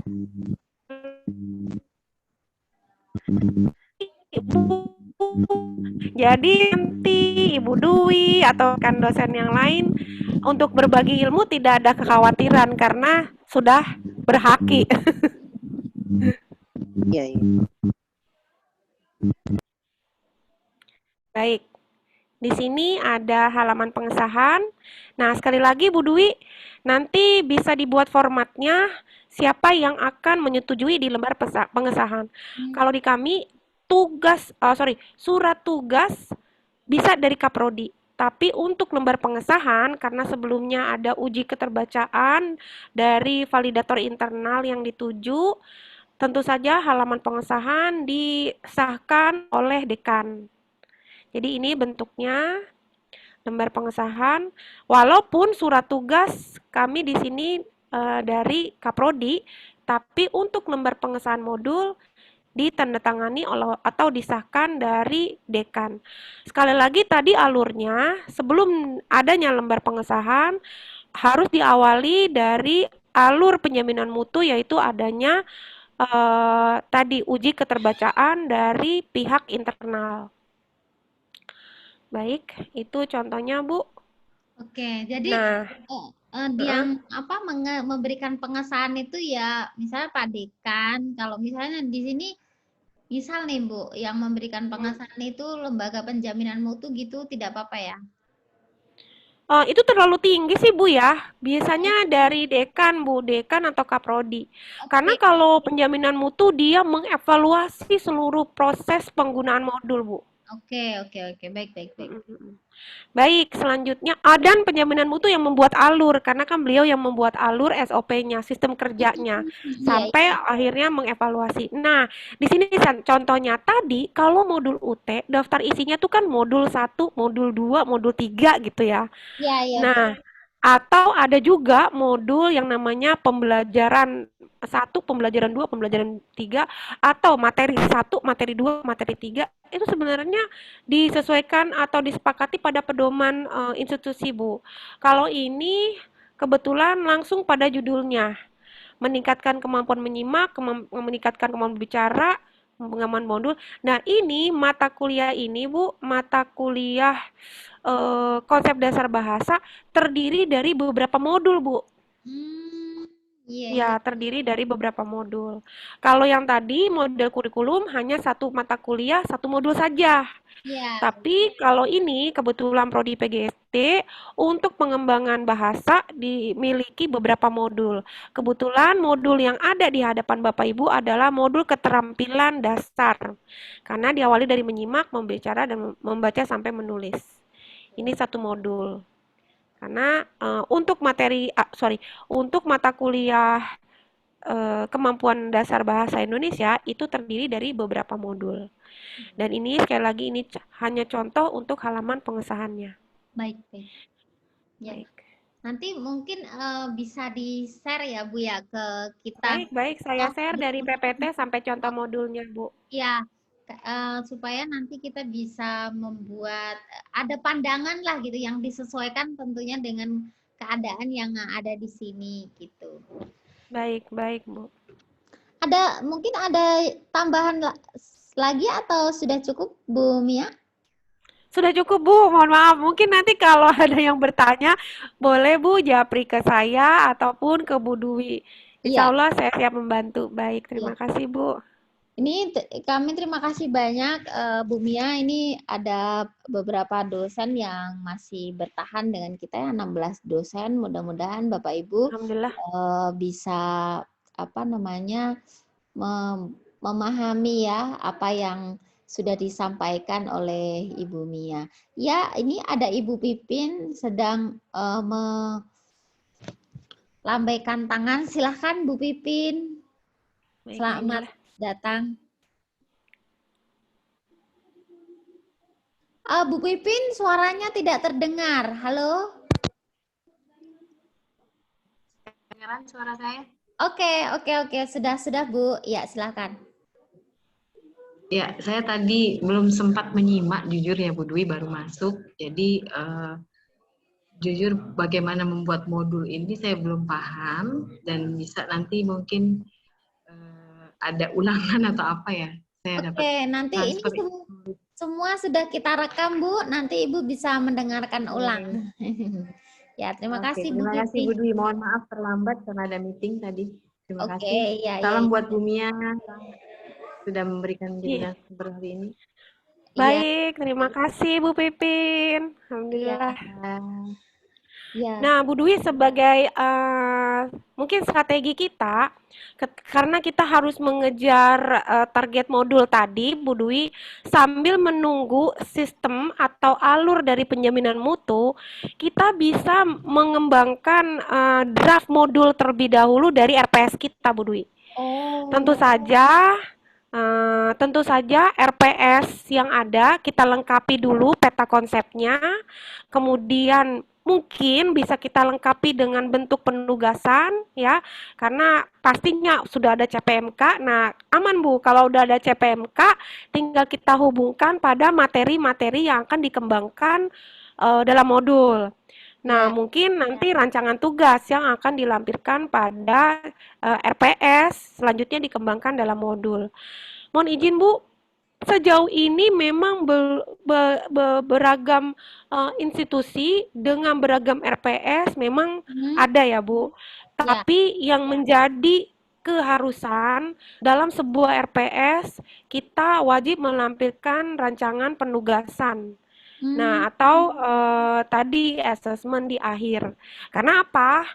Sebagai informasi, itulah pengukuran dari bagian mutu, RPS, perkuliahan, maupun nanti keberlanjutan modul. Kenapa? Dan tadi dalam setiap tugas ataupun asesmen, yang tentu saja harus ada pengukuran CPL-nya yang tadi Bu, yang ini kurang ini kolomnya. Nah, jadi kita sikapi dulu RPS kita, CPL aman, CPMK aman, kemudian ke tahapan proses pengembangan perkuliahan langkah 1 sampai langkah 16 dilengkapi dengan referensi, tentu saja buku-buku referensi yang bisa tuang selanjutnya di modul. Jangan lupa juga tadi contoh dari tugas Bu. Contoh dari tugas dilengkapi dengan rubrik penilaiannya, dan juga tadi CPL apa yang akan mengukur tugas tersebut. Demikian Bu untuk kelengkapan RPS, mohon izin. Baik, terima kasih banyak nih Bu Mia, kita jadi kaya banget nih pengetahuannya. Bu Mia juga udah dinilai oleh asesor, juga disampaikan dengan kita kekurangannya. Mudah-mudahan nanti kita bisa lebih sempurna lagi ya Bu ya. Amin, amin, Ya, amin. ya, ya. Insya Allah, Bu. Terima kasih. Terima kasih banyak Bu Mia untuk kehadiran hari ini.